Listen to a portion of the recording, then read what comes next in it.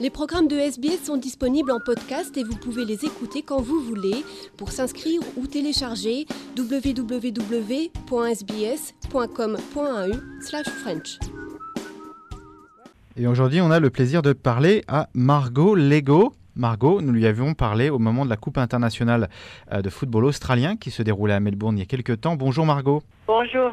Bonsoir, plutôt de votre côté du Pacifique, je crois. Oui, à Montréal, en fait, c'est le soir, alors.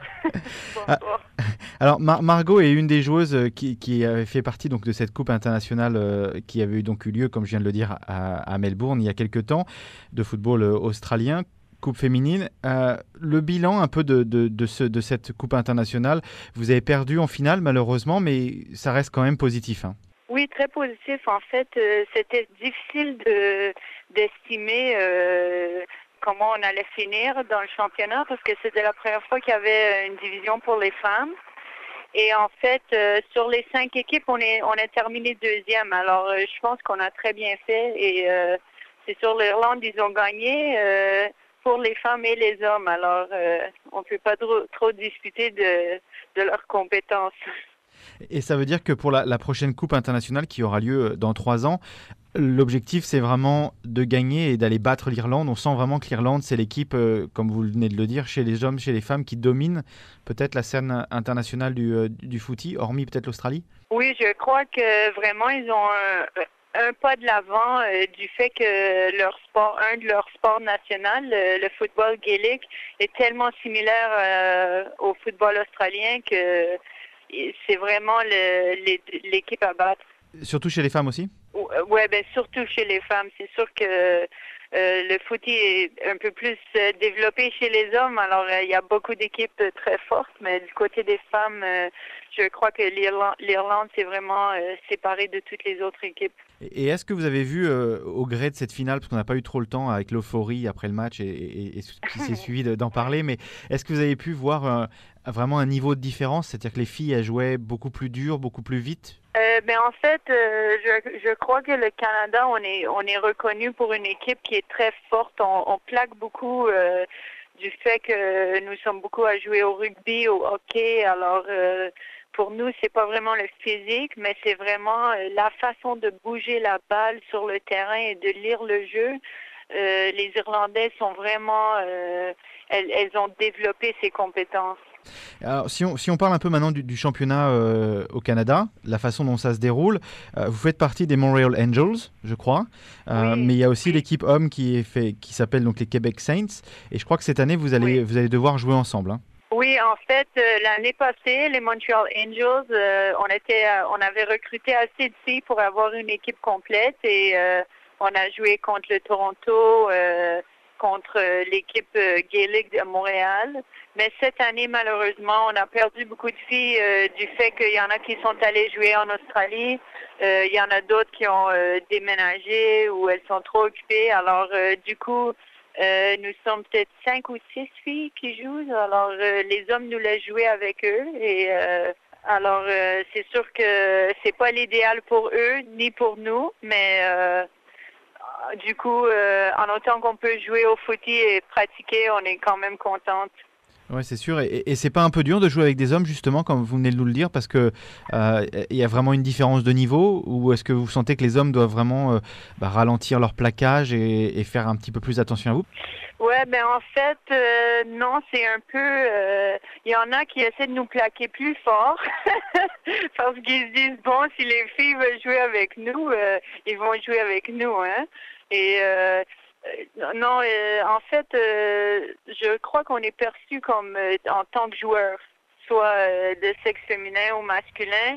Sur le terrain à Montréal, ce qui est phénoménal, c'est que vraiment, on est tous des joueurs. Et c'est sûr qu'on se tue pas, mais en même temps, ils vont pas, comme vous avez dit, ils vont pas ralentir parce qu'on est des filles ou rien de ça. De toute façon, dans le jeu, ça se passe tellement rapidement que la plupart du temps, on sait même pas qui est-ce qu'on plaque ou qui est-ce qui a la balle. C'est juste après, quand on est rendu à terre, on s'aperçoit c'était qui. Alors. Et vous pensez que ça va, en gros, vous faire progresser, vous, en tant que joueuse, peut-être de jouer avec des matchs qui sont peut-être un peu plus rapides, un peu plus au contact? Oui, je pense que ça nous a vraiment aidé à se développer en tant que joueuse. Et c'est sûr que nous, pour l'année prochaine, nous visons à recruter assez de filles pour qu'on puisse développer une ligue féminine ici. Mais un des problèmes peut-être au Canada, c'est l'étendue aussi du pays, parce que vous êtes sur la côte Est et vous ne pouvez pas forcément jouer contre les filles de la côte Est. Alors ça veut dire qu'il y a plusieurs ligues au Canada? Oui, en fait, c'est séparé par province. Et c'est sûr que dans l'Est, comme plus Est que Québec, là, on va dire les Maritimes, je ne crois pas qu'il y a d'équipe de footy encore.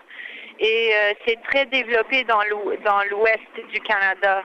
On va dire en Colombie-Britannique et en Alberta. Mais c'est sûr qu'il y a le problème de la distance. Je veux dire, pour moi, de Montréal à Vancouver, c'est la même chose que d'aller de Montréal en France. C'est un peu inimaginable qu'on puisse jouer fréquemment.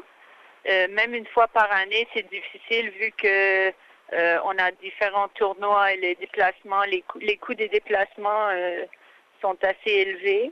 Mais c'est sûr que tout le monde se concentre sur essayer de développer dans leur province. Un peu une ligue locale, comme on dirait.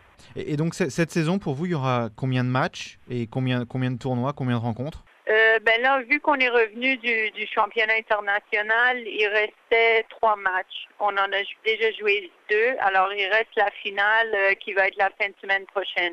Et on peut s'attendre à une victoire? Vous vous sentez favorite? Vous vous sentez bien parti pour ça? Oui, je pense que les 2 équipes à Montréal, les Québec Saints et les Laval Bombers, ont été quand même assez proches durant l'année. Alors, ça va pas être difficile, mais je crois que mon équipe, les Québec Saints, vont gagner.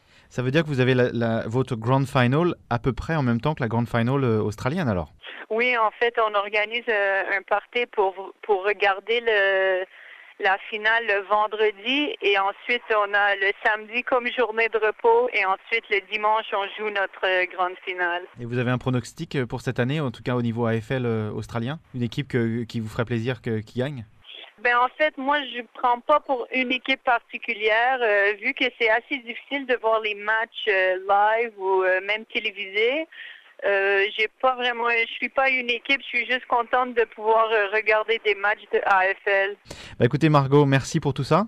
C'était plein de renseignements en tout cas pour suivre. On va essayer de vous suivre tout au long de la saison prochaine quand tout ça recommencera. Merci Margot Legault. Ben merci de l'intérêt, c'est très apprécié. Il n'y a pas de quoi, au revoir. Au revoir.